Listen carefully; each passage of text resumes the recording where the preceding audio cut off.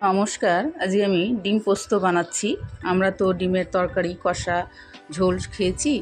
এই ডিমের পোস্তটা খুব ভালো লাগে খেতে। দেখুন আমি কিভাবে করি। আর যদি আপনাদের এই রেসিপিটা ভালো লাগে আমাকে লাইক, শেয়ার, কমেন্ট করবেন আর সাবস্ক্রাইব করতে ভুলবেন না। আর একটু কমেন্টে জানালে ভালো হয় যে কেমন লাগছে আমার রান্নাগুলো। ঠিক আছে, এবার চলুন তাহলে আমি দেখাই। এখানে আমি ডিমটা সেদ্ধ করে নিয়েছি, আমি চাকুর সাহায্যে কেটে নিলাম। তারপরে এখানে লবণ, হলুদ আর একটু শুকনো লঙ্কার গুঁড়ো দিয়ে একটু হালকা করেই ভাজবো, লাল করে ভাজবো না। তারপর তেলের মধ্যে একটা শুকনো লঙ্কা, কাঁচা লঙ্কা দিয়ে দিয়েছি আর বড় সাইজের দুটো পেঁয়াজ দিয়েছি। পেঁয়াজটা যখন একটু ভাজা ভাজা হয়ে আসবে, এখানে বড় সাইজের একটা আমি টমেটো দিয়ে দিলাম, একটু লবণ দিয়ে দিলাম, দিয়ে একটু ভালো করে ভেজে নেবো। দেখুন কীভাবে কষাচ্ছি। এখানে আমি পোস্ত বাটাটা দিয়ে দিলাম।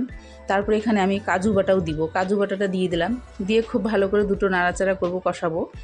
কষিয়ে নিয়ে এখানে আমি গরম জল ব্যবহার করব। লবণ হলুদ দিয়ে দিলাম স্বাদ মতো, লবণ হলুদ একটু